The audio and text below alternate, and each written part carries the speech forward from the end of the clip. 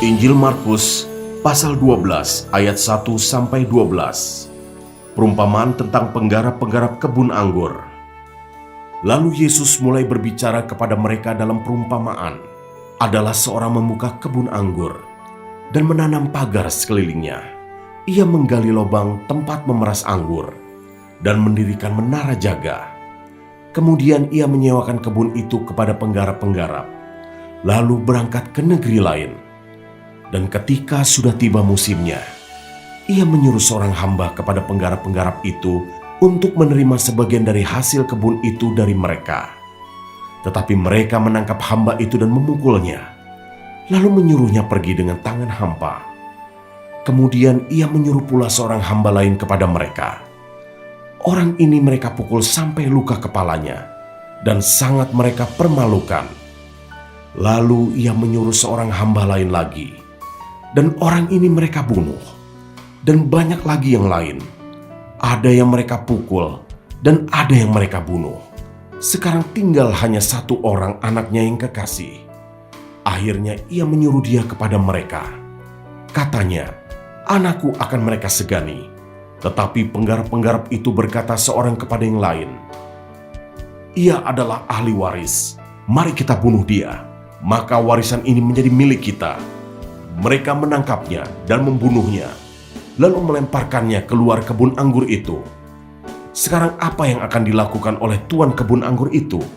Ia akan datang dan membinasakan penggarap-penggarap itu, lalu mempercayakan kebun anggur itu kepada orang-orang lain. Tidak pernahkah kamu membaca nas ini? Batu yang dibuang oleh tukang-tukang bangunan telah menjadi batu penjuru. Hal itu terjadi dari pihak Tuhan, suatu perbuatan ajaib di mata kita. Lalu mereka berusaha untuk menangkap Yesus, karena mereka tahu bahwa merekalah yang dimaksudkannya dengan perumpamaan itu. Tetapi mereka takut kepada orang banyak, jadi mereka pergi dan membiarkan dia.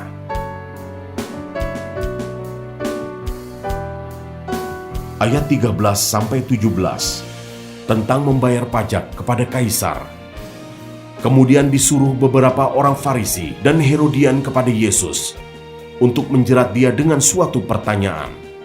Orang-orang itu datang dan berkata kepadanya, "Guru, kami tahu engkau adalah seorang yang jujur, dan engkau tidak takut kepada siapapun juga, sebab engkau tidak mencari muka, melainkan dengan jujur mengajar jalan Allah dengan segala kejujuran.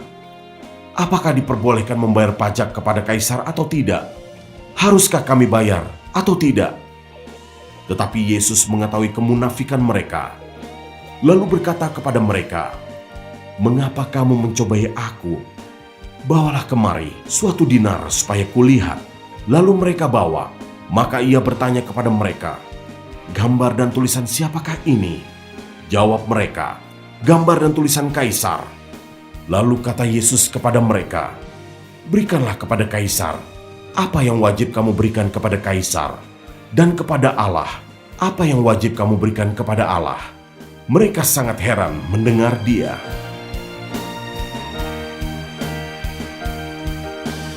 Ayat 18-27. Pertanyaan orang Saduki tentang kebangkitan. Datanglah kepada Yesus beberapa orang Saduki yang berpendapat bahwa tidak ada kebangkitan. Mereka bertanya kepadanya, "Guru, Musa menuliskan perintah ini untuk kita.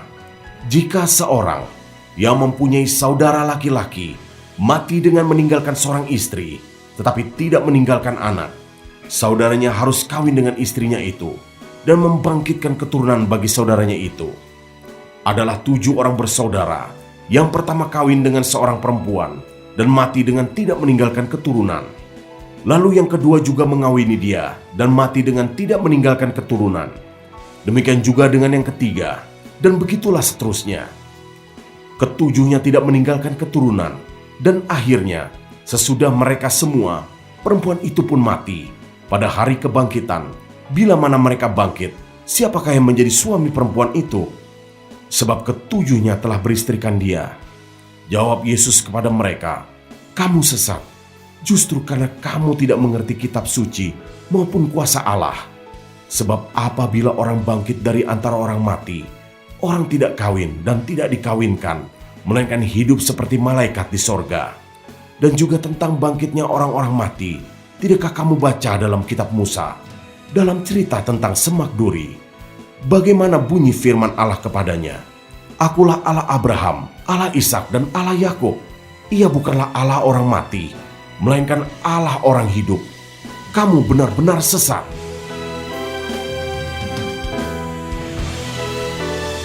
(28-34) Hukum yang terutama. Lalu seorang ahli Taurat yang mendengar Yesus dan orang-orang Saduki bersoal jawab dan tahu bahwa Yesus memberi jawab yang tepat kepada orang-orang itu, datang kepadanya dan bertanya, "Hukum manakah yang paling utama?" Jawab Yesus, "Hukum yang terutama ialah, dengarlah, hai orang Israel, Tuhan Allah kita, Tuhan itu Esa. Kasihilah Tuhan, Allahmu, dengan segenap hatimu, dan dengan segenap jiwamu, dan dengan segenap akal budimu, dan dengan segenap kekuatanmu. Dan hukum yang kedua ialah, kasihilah sesamamu manusia, seperti dirimu sendiri. Tidak ada hukum lain yang lebih utama daripada kedua hukum ini." Lalu kata ahli Taurat itu kepada Yesus, "Tepat sekali, Guru, benar katamu itu, bahwa Dia Esa, dan bahwa tidak ada yang lain kecuali Dia.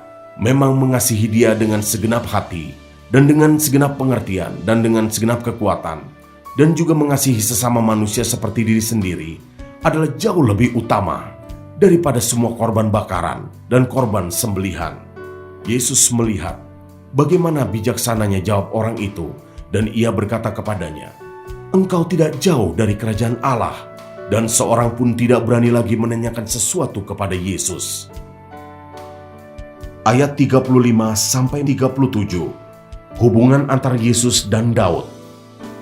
Pada suatu kali ketika Yesus mengajar di Bait Allah, ia berkata, "Bagaimana ahli-ahli Taurat dapat mengatakan bahwa Mesias adalah anak Daud? Daud sendiri oleh pimpinan Roh Kudus berkata, 'Tuhan telah berfirman kepada Tuanku, duduklah di sebelah kananku, sampai musuh-musuhmu kutaruh di bawah kakimu.' Daud sendiri menyebut Dia tuannya. Bagaimana mungkin ia anaknya pula?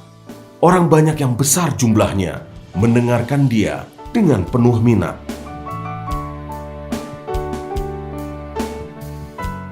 Ayat 38-40. Yesus menasihatkan supaya hati-hati terhadap ahli-ahli Taurat.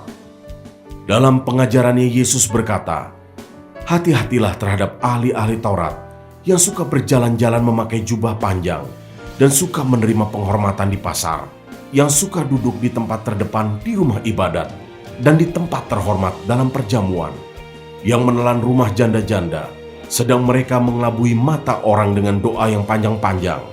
Mereka ini pasti akan menerima hukuman yang lebih berat." Ayat 41-44. Persembahan seorang janda miskin. Pada suatu kali, Yesus duduk menghadapi peti persembahan dan memperhatikan bagaimana orang banyak memasukkan uang ke dalam peti itu. Banyak orang kaya memberi jumlah yang besar. Lalu datanglah seorang janda yang miskin, dan ia memasukkan 2 peser, yaitu 1 duit.